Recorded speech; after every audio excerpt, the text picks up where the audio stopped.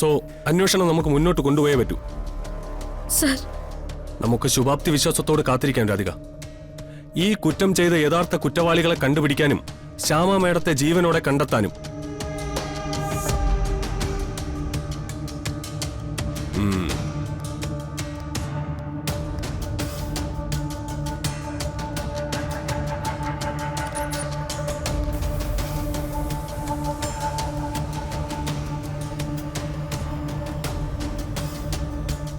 ഏയ്,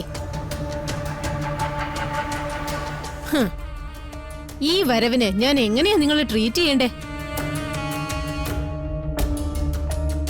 ഞാൻ കണിമംഗലം ഏറ്റെടുക്കുമ്പോ നിങ്ങളുടെ അച്ഛനും അമ്മയും മുത്തശ്ശിയും ഒക്കെ ഒരു വഴിപോക്കരുടെ വില പോലും ഇല്ലാതെ ആ വീടിന്റെ ഉമ്മറത്ത് നിൽക്കുമായിരുന്നു.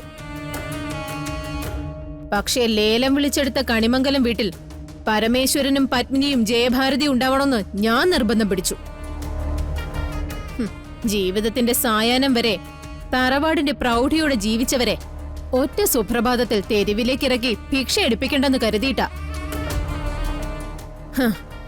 എനിക്ക് നേരെയാ നിങ്ങൾ ആരോപണം ഉന്നയിച്ചത്. എനിക്കെതിരെയാ. എന്റെ ഓഫീസിലാണ് നിങ്ങൾ ACP കൊണ്ട് ഷോ കാണിക്കാൻ വന്നത്. വെറുതെ വിടൂന്ന് കരുതുന്നുണ്ടോ? ഈ സാറ് വെറുതെ വിടൂന്ന് തോന്നുന്നുണ്ടോന്ന്? ഇതിന് കണക്ക് പറയേണ്ടി വരും. നിർത്തണം മാഡം. വളരെ ഭംഗിയായിട്ട് കുറച്ച് വാചകങ്ങൾ അങ്ങ് സംസാരിച്ചു. നിങ്ങൾ ചെയ്ത തെറ്റിന് പ്രായശ്ചിത്തം പോലും ആവില്ല. അമൃത മേഡം കൊല്ലപ്പെട്ടിട്ടുണ്ടെങ്കിലും ശ്യാമ മേഡത്തിന് എന്തെങ്കിലും ആപത്ത് പറ്റിയിട്ടുണ്ടെങ്കിലും അതിന്റെ പുറകില് നിങ്ങൾ തന്നെയാ. എന്തിനാ എന്റെ വല്യമ്മയെ കൊന്നത്? എന്റെ അമ്മ എവിടെ?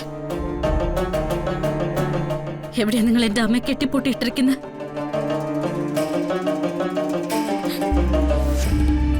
പറയാൻ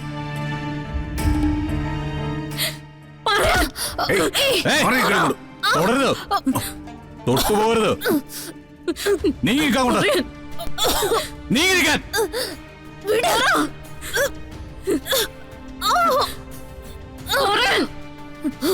എവിടെ എന്റെ അമ്മ കെട്ടിപ്പൊട്ടിയിട്ടിരിക്കുന്നേ?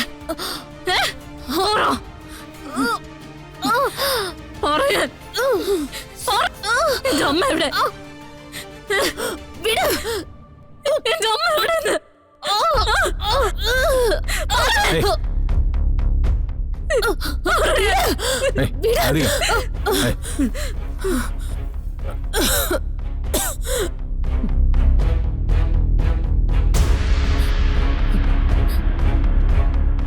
സാറമ്മയുടെ നിങ്ങളിത് ഓർമ്മ വെച്ചോ?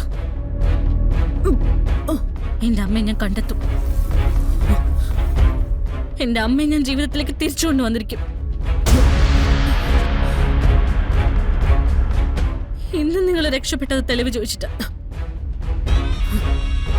പക്ഷെ ഒരിക്കൽ നിങ്ങൾ ആവശ്യപ്പെട്ട തെളിവുകളുമായിട്ട് ഞാൻ നിങ്ങളുടെ മുന്നിൽ വന്ന് നിൽക്കും.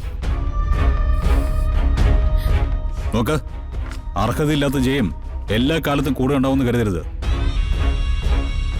നിങ്ങളുടെ സമയം കഴിഞ്ഞു മാഡം, അത് ഉറപ്പാ.